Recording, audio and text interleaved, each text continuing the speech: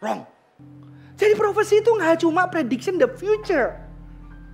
Oke? Nggak cuma, oh nanti kamu akan menikah, anakmu akan memenuhi bumi gitu ya. Nggak mau gitu ya. Ya teman-teman. Nggak kayak gitu. Itu no. Profesi nggak cuma kayak gitu teman-teman. Memang ada prediction. Di Acts 11 ayat 28. Saya akan bacakan. Ada, jelas ada. Jelas ada teman-teman. Kisah para Rasul 11 ayat 28.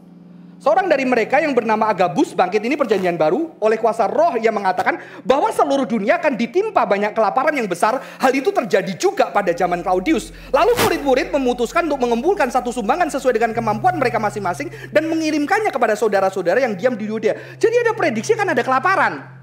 Tapi masalahnya prediksi kelaparan itu memang dari Roh Kudus. Tetapi apakah juga Tuhan tidak pakai hal natural? Ini masih menjadi masalah, betul ya?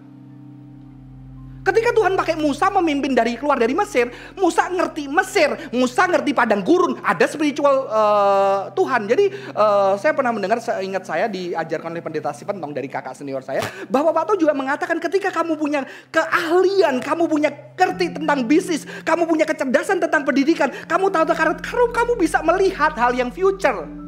Ngerti ya maksud saya ya? Jadi jangan harus kamu lepaskan dengan hal-hal yang selalu supranatural, seolah-olah datang, wah langsung dapat. Ada itu teman-teman, tapi sebetulnya porsinya juga nggak banyak kan di seluruh Alkitab Perjanjian Baru, betul? Tapi kita juga jangan langsung bilang nggak ada. Tapi kalau ada, skeptical, hati-hati ya, hati-hati uji dulu. Ending-endingnya kemana? Ending-endingnya minta duit lu. Ending-endingnya membuat kamu menyembah satu figur tertentu. Ending-endingnya membuat kamu hidup lebih mengasihi dan teratur atau enggak?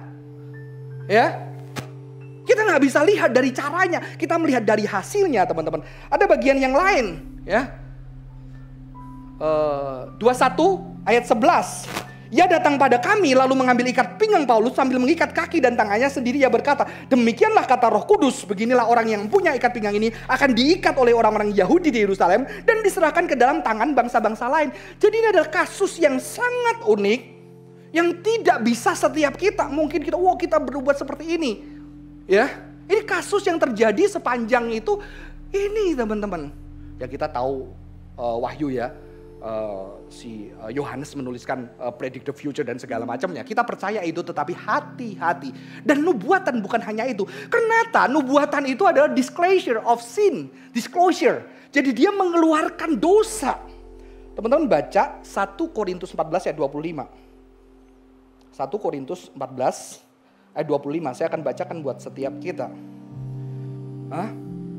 Jadi ini 23 dulu. Jadi kalau seluruh jemaat berkumpul bersama-sama dan tiap-tiap orang berkata dengan bahasa roh, lalu masuklah orang-orang luar dan orang-orang yang tidak beriman, tidakkah akan mereka katakan bahwa kamu gila? Jadi yang ngomong gila bukan saya, Paulus.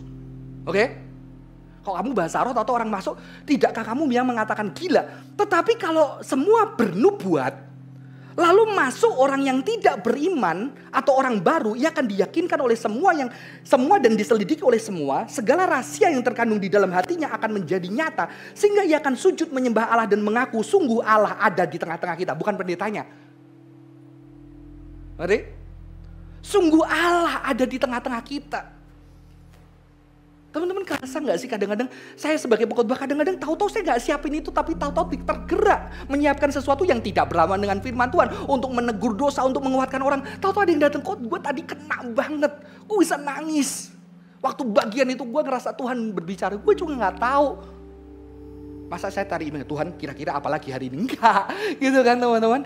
Jadi ini ada sebuah realita.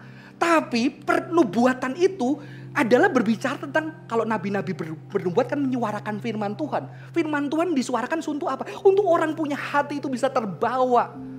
Yang cinta duit, ayo hari ini bertobat. Belajar murah hati sama orang lain.